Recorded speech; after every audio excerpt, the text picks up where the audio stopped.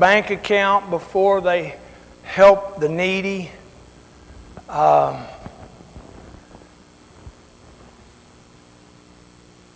Sooner or later, their greed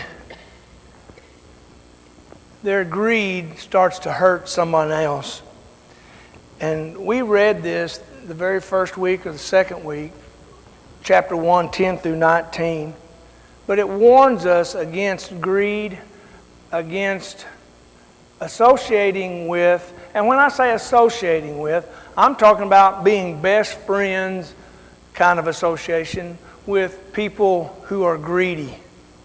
Because sooner or later, your lifestyle turns into theirs, doesn't it? You see what they're doing and you say, well, I want to do it. Verse 10, my son, if sinners entice you, do not give in to them. If they say, come along with us, let's lie in wait for someone's blood. Let's waylay some harmless soul. Let's swallow them alive like the grave and whole like those who go down to the pit. We will get all sorts of valuable things and fill our houses with plunder. Throw in your lot with us, and we will share a common purse. My son, do not go along with them. Do not set foot on their paths, for their feet rush into sin. They are swift to shed blood. How useless to spread a net in full view of all the birds. These men lie in wait for their own blood. They waylay only themselves. Such is the end of all who go after ill-gotten gain. It takes away the lives of those who get it. Greed will hurt people. At some point, in so many cases of people who start coveting, they're greedy, and they just seem, their bank account just doesn't seem to have enough in it. No matter what I put in it, it's just not enough. Sometimes, and in a lot of cases, it turns into doing illegal things to continue the gaining of possessions, monetary things. And when things become, and even if it's not unlawful to do something, sometimes it's just not right. Because others get trampled on when you do it, when your motive is not there. Greed. Solomon tells us it's foolish. It's the way of the fool. It's folly. Greed. Now let's get to the generosity. What does he say about generosity? Chapter 11. Chapter 11. Verse 25. A generous man will prosper. He who refreshes others will himself be refreshed. I want to hear this out of well, I'll go the New King James. So, Denver, I know you have it. So go ahead. Read verse 25 out of that. Let's see what it says. The generous soul will be made rich, and he who waters will also be watered himself. Like that. What was in RSV? Is that what you said? What is NASV or whatever? It was 25, sir. 11:25. That's all right. The generous man will be prosperous, and he who waters will himself be watered. Okay, that's very close to the New King James. Man. Okay, 14:21. 14:21. Of course, you know, quite a few of the televangelists of the day preach that for their own good, I think. I do agree with you. I really do. I fear that's what a lot of them do. A lot of things come out in the news about some of them, and you find out that it is true, so that gives us a bad taste. it's hard for me sometimes to watch a preacher on TV in the mega churches, and because of what they teach and maybe what doesn't come out of their mouth during the preaching or during the teaching, leads me to think, where is their heart? Where is their heart? And there have been cases in the past where you just know, send us money and put your hand on the TV. I actually heard a guy say, put your hand on the TV while I pray, and warm my hand up. That was back in the days of the TV tubes, I really believe that there are those. On the other hand, I think if you're not sure what That's true. That's true. And really, I so want to focus on me. I want to focus on my flaws and try to teach those through my example and my words.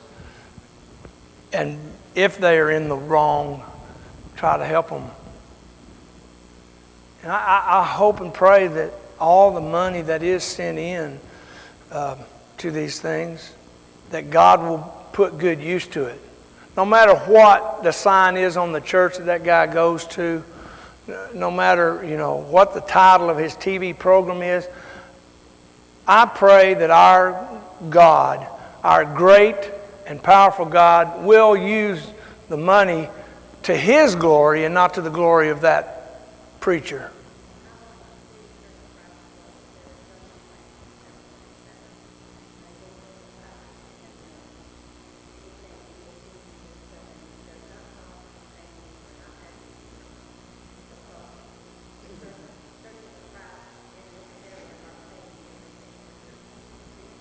For this program to be, and to have the literature,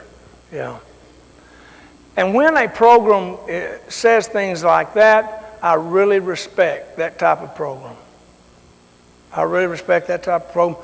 Whether it has the label of Church of Christ on it, whether it has the label of Baptist Church or whatever, if I hear that kind of message that the money, don't send money, we'll get you the literature, and whatever you want, you can call us and have whatever you want at no cost to you. And also if they say don't send money, if they say don't send the money, I have a good feeling about that. I really do. And I do, those that say, hey, send us a love offering or however they put it, it kind of bothers me.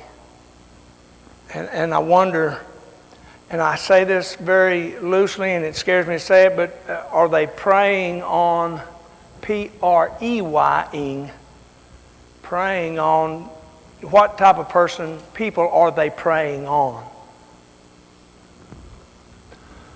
28:27.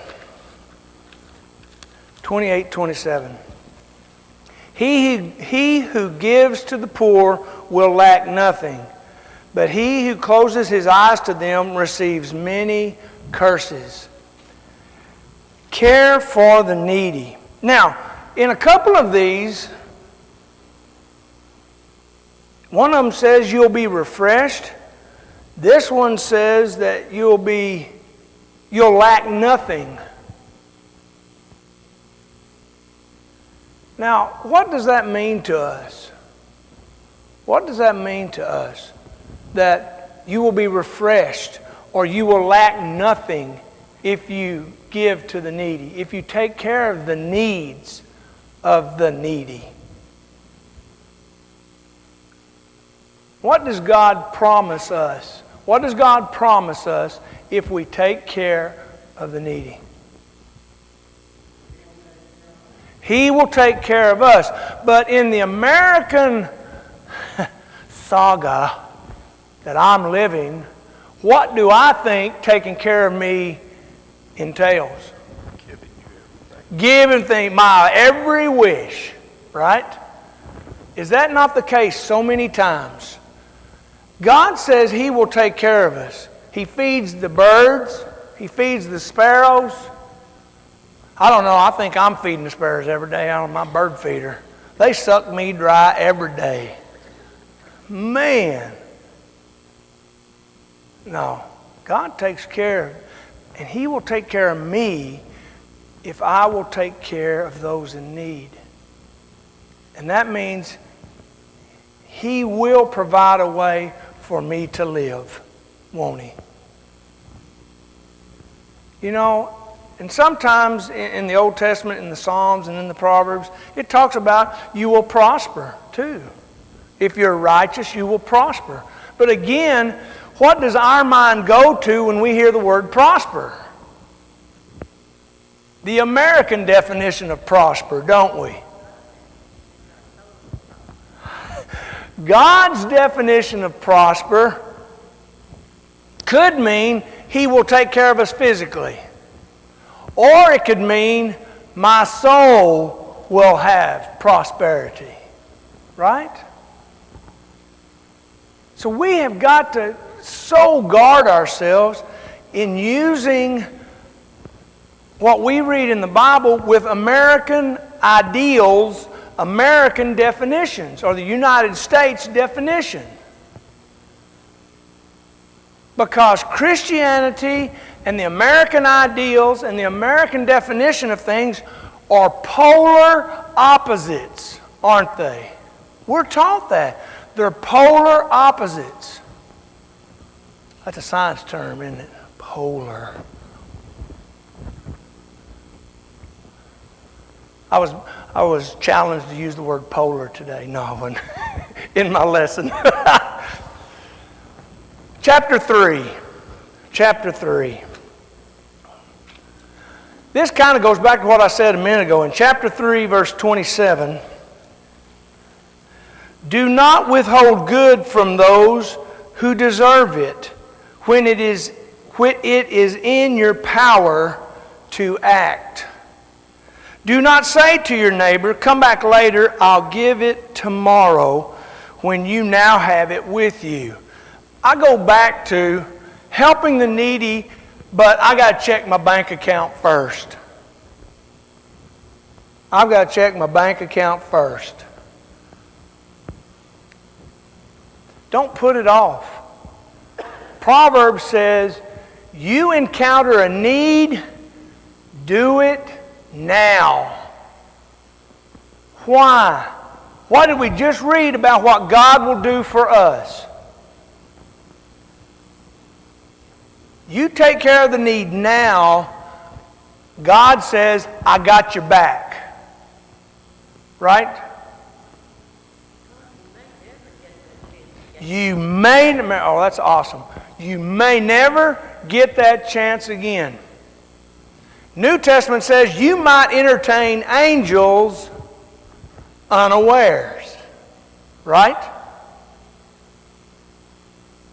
You encounter a need. Craig, if you encounter a need, drop what you're doing and fix the need. Or do what you can to alleviate the need for that person. God has your back. God has my back.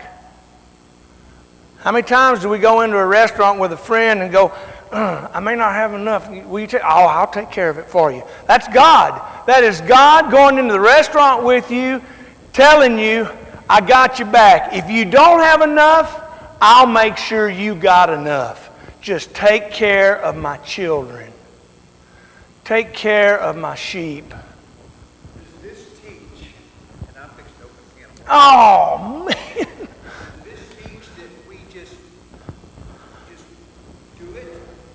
Or does it teach that we have some discretion in what we do? I'm asking that because I'm personally guilty of this. If somebody's saying that's at a restaurant, I'll take them inside and I'll feed them, I'll buy them something. If they don't want something to eat, they just want my money, I'm not going to give them anything. And I won't roll my window down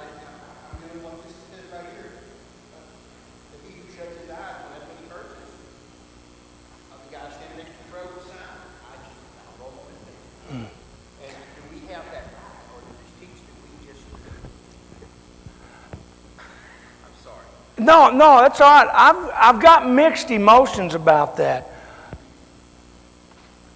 If I am a godly person, if I'm a person in tune with my Father,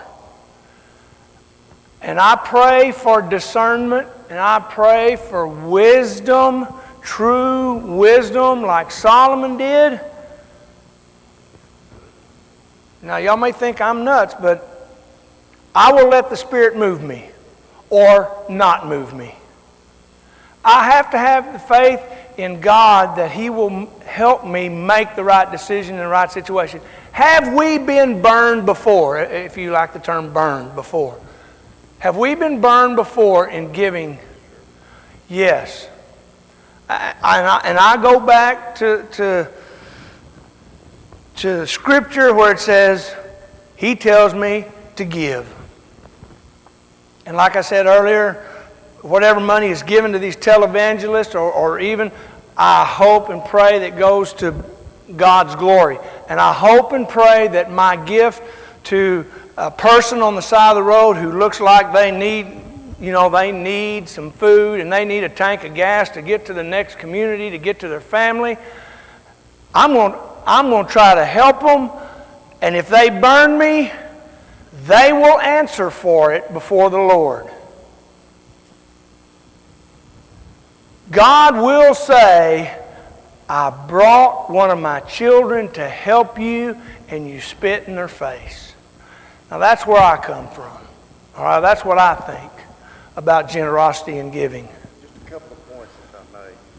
About the people on the side of the road and so forth. Now, I've read stories, and I'm sure everybody else has too, like in the Dallas Morning News, there were some people in Dallas that drove Cadillacs up to about 5 or 6 blocks away, and they have these old clothes on and walk over and do that all day.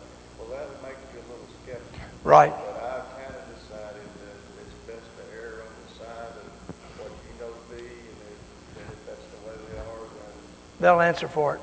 yeah. They will answer for it. And then another thing that I've seen, Craig, is, and probably other people too, I've seen people that always needed something, and you gave and you gave and you gave, but it never changed a thing.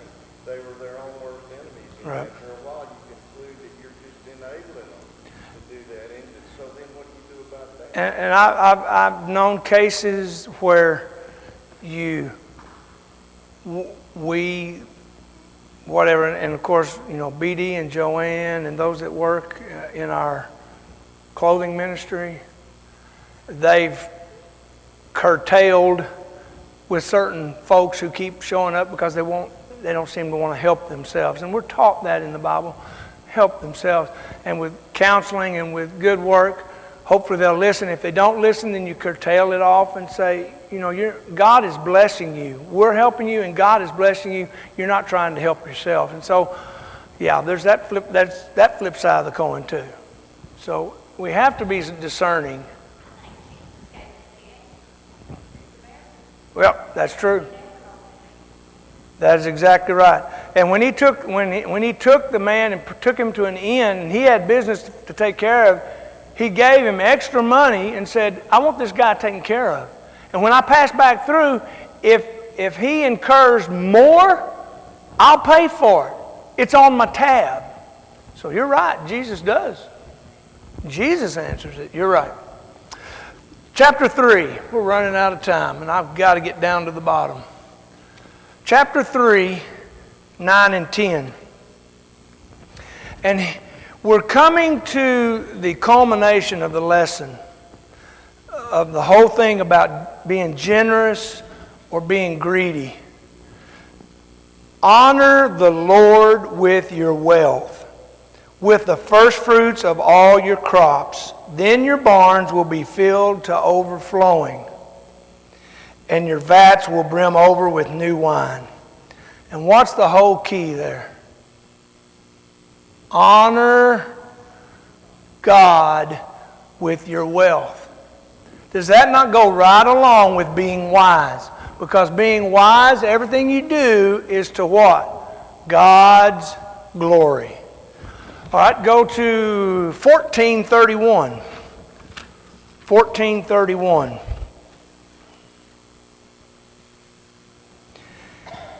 He who oppresses the poor shows contempt for their Maker. But whoever is kind to the needy does what, y'all? Honors God. Honors God. 21:13. 21:13.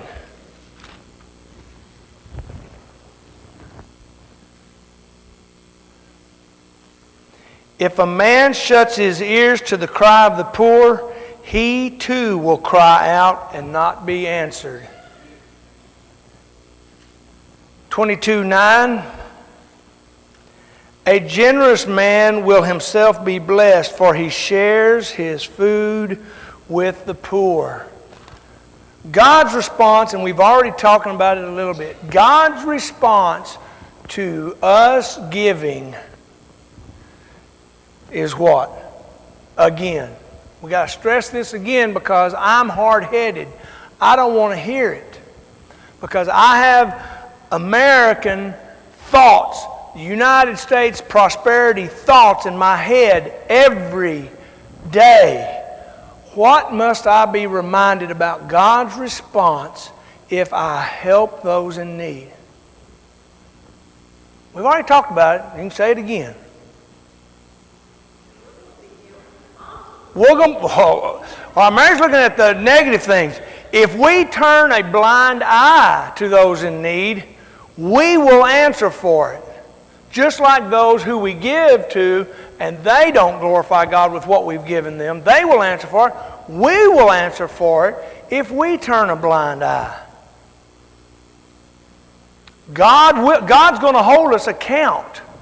He's going to hold us accountable for what we've been blessed with and what we do with it. If we pass up helping a person that has lost their soul to fire, or they're living in need, they need our help. Turning a blind eye. God will bless us if we bless others. Correct? Now, some people want to say my barns are going to be full and my vats will be overflowing with new wine. In some cases, that might be the case here. And I'm not going to, be negative. I truly believe some people, some good, godly Christian people who have helped others and are very generous with others have become American wealthy. I'm going to shake my head, and I love them for it. And I'm not going to look at them with envy and saying, why do they have so much? Why do they have so much? God is blessing them for who they are with their relationship with God, and God's going to take care of me according to my relationship with Him and what I do. My lot in life may be different than someone else's lot in life. What God has planned for me may not be a bank full of money and a lot of possessions, where someone else's lot may be that way, but they're glorifying God with it. And that gets us down to where we need to be. 19:7. A poor man is shunned by all his relatives. How much more do his friends avoid him? Though he pursues them with pleading, they are nowhere to be found. Poor men just get thrown by the wayside. They're there. We must help them. And what does Jesus say about it in Matthew 25? I think y'all know where I'm going with this. It's kind of a long reading, but we're going to read it. Matthew 25, starting in verse 34. Then the king will say to those on his right, come, you who are blessed by my Father, take your inheritance, the kingdom prepared for you since the creation of the world. For I was hungry, you gave me something to eat. I was thirsty, you gave me something to drink. I was a stranger, and you invited me in. I needed clothes, and you clothed me. I was sick, and you looked after me. I was in prison, and you came to visit me.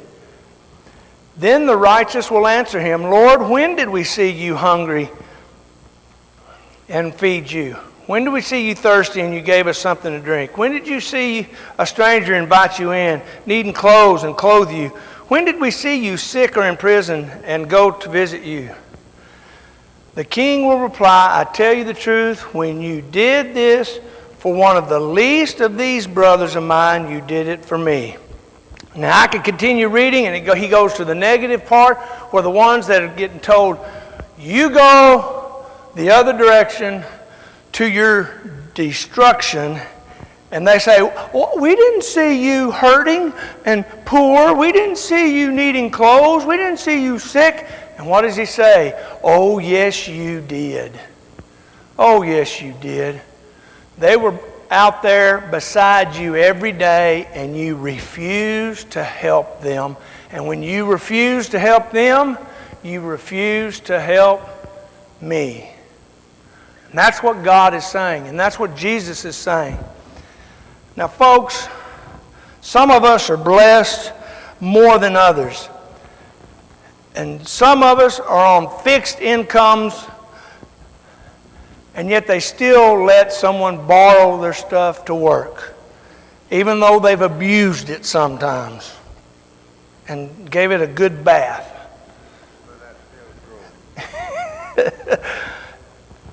Folks, it's not how much you have, it's what you do with it.